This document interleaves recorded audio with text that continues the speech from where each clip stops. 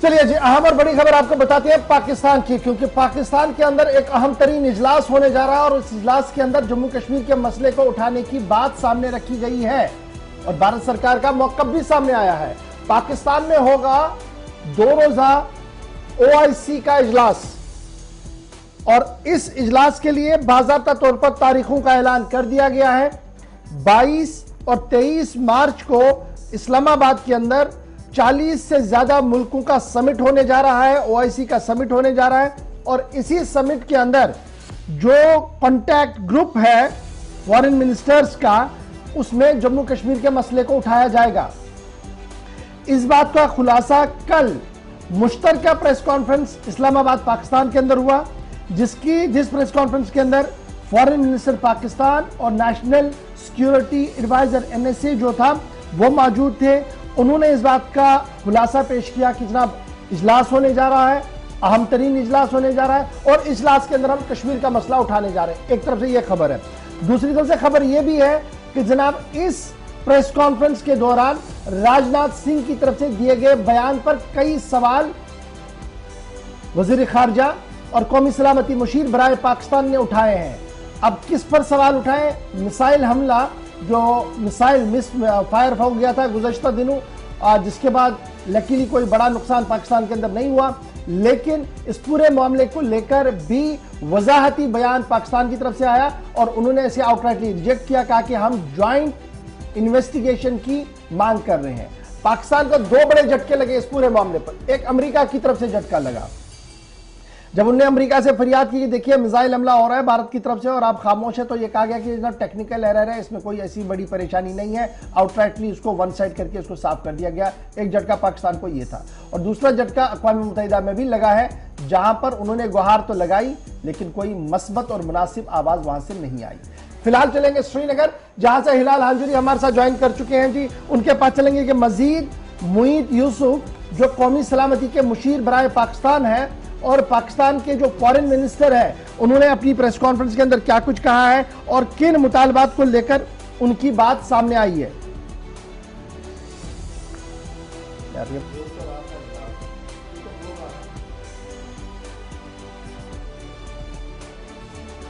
तो नाजरीन आपको बताते चले कि पाकिस्तान के अंदर इस्लामाबाद के अंदर 2 रोजा इजलास OIC का, ऑर्गेनाइजेशन ऑफ इस्लामिक कोऑपरेशन का 2 रोजा इजलास होगा, जहां पर पाकिस्तान के जो वज़ीर खारजा शाह महमूद कुरैशी वो इसमें शिरकत करेंगे और साथ ही साथ जो पाकिस्तान का national security adviser doctor Moeed Yusuf वो भी इसमें शिरकत करेंगे। लेकिन साथ ही साथ आपको ये भी बताते चले कि जहां पर फ़लस्तीन का मामला, उन्होंने कहा है कि फ़लस्तीन का मामला इस इजलास में उठाया जाएगा और उसके साथ साथ ही अफगानिस्तान पर भी बात होगी। वहीं पर इस्लामोफोबिया के हवाले से भी उन्होंने कहा कि इस पर भी बात होगी और माना जाता है कि जो कल प्रेस कॉन्फ्रेंस के दौरान शाह महमूद कुरैशी ने कहा कि जम्मू कश्मीर के मामले पर भी बात होगी। लेकिन आपको ये भी बताते चले कि जो चंद रोज कबल यानी कि 9 मार्च को जब भारत की जानिब से एक मिसाइल दागा गया था, यानी कि वो टेक्निकी एरर था, जो भारत की जानिब से कहा गया है कि टेक्निकी एरर की वजह से वो मिसाइल पाकिस्तान की फिजाई हदूद में दाखिल हुआ है। उसके बाद ही कल पार्लियामेंट के अंदर राजनाथ सिंह वज़ीर दिफा ने इस हवाले से कहा है कि इस पे हम माफ़ी चाहते हैं क्योंकि ये टेक्निकी खराबी है और साथ ही साथ ये भी कहा है कि इसके लिए एक टीम तश्कील दी गई है जो तहकीकात करेगी। लेकिन श्रीनगर चलेंगे फिलहाल, जहां से हिलाल हमारे साथ ज्वाइन किया। हिलाल बहुत शुक्रिया जी ज्वाइन करने के लिए श्रीनगर से। खबर हमने नाजरीन को थोड़ी सी तो बता दी। 48 OIC का council of foreign ministers, OIC council of foreign ministers की मीटिंग इस्लामाबाद के अंदर होने जा रही है और इस मीटिंग के अंदर तकरीबन 40 से ज्यादा इस्लामिक कंट्रियों के फॉरेन मिनिस्टर्स ने ज्वाइन करना है। तो क्या कुछ अभी तफसीलात है आपके पास और पाकिस्तानी एस्टैब्लिशमेंट और मीडिया क्या कुछ कह रही है और इंटरनेशनल फोरम पर इसे कैसे देखा रहा है? क्योंकि भारत सरकार की जहां तक मैं बात करूं तो भारत सरकार की तरफ से पहले ही मौकफ की वजाहत आ चुकी है और उन्होंने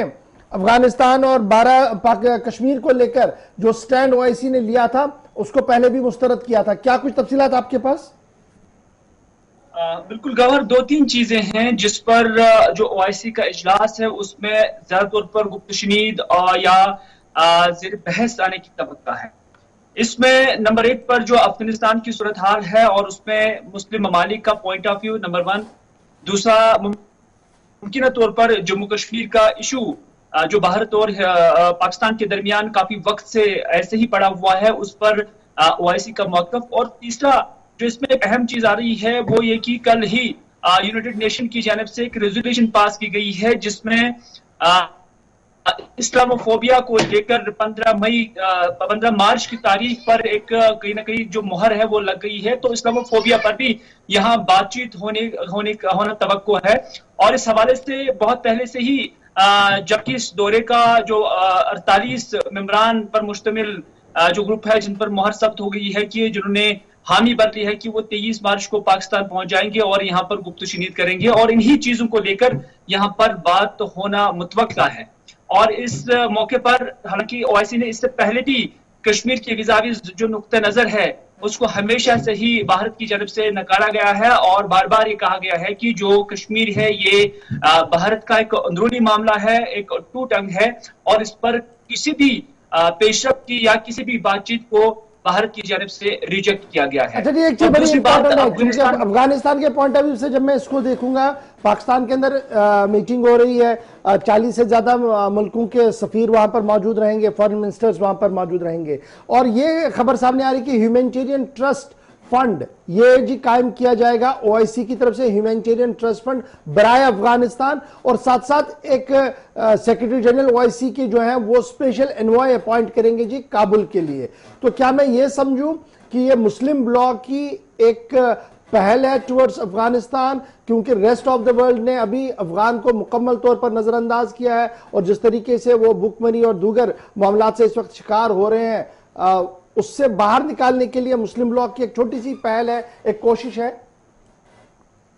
बिल्कुल गौर, क्योंकि अफगानिस्तान एक मुस्लिम मुल्क है और इस हवाले से ओआईसी का जो बुनियादी मौकफ है और जो उनका आईन है वो यही है कि ऐसे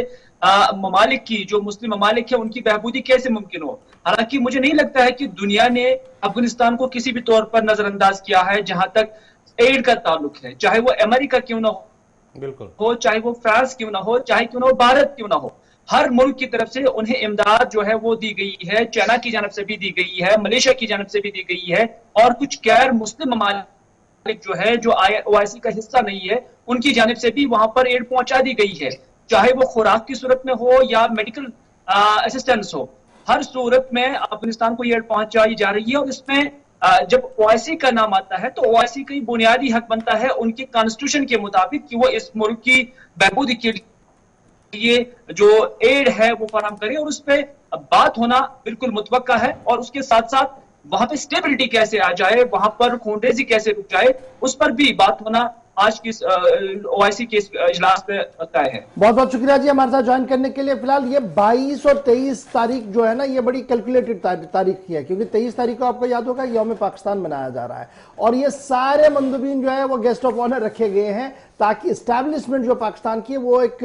मिजाज कायम करना चाहती है इंटरनेशनल फोरम के अंदर कि देखिए हम एक ब्लॉक के लोग हैं और वेस्टर्न ब्लॉक जो है वो हमारा कुछ नहीं बिगाड़ सकता है। लेट्स होप सो कि क्या कुछ इसमें होगा वो तो आगे आने वाले दिनों में पता लगेगा। लेकिन याद रखिएगा कि ओआईसी को लेकर कुरैशी साहब का एक बयान भी आया था जिसके बाद काफी हंगामा भी हुआ था, लेकिन उसके बाद आहिस्ता आहिस्ता करके रिकंसिलेशन प्रोसेस को आगे बढ़ाया। इमरान खान खुद सऊदी अरब चले गए, शाह वली से बातचीत वहां पर हुई है, और उसके बाद ही अब यह फैसला हुआ कि 22 और 23 तारीख को इजलास वहां पर होगा। लेकिन इजलास के अंदर जम्मू कश्मीर और अफगानिस्तान भी सर चढ़कर देखने को मिलेगा। और लगातार कल ही जब फॉरेन मिनिस्टर पाकिस्तान बात कर रहे थे तो उन्होंने यह साफ कर दिया कि Jammu Kashmir on the top of the agenda रहेगा जी बातचीत के दौरान।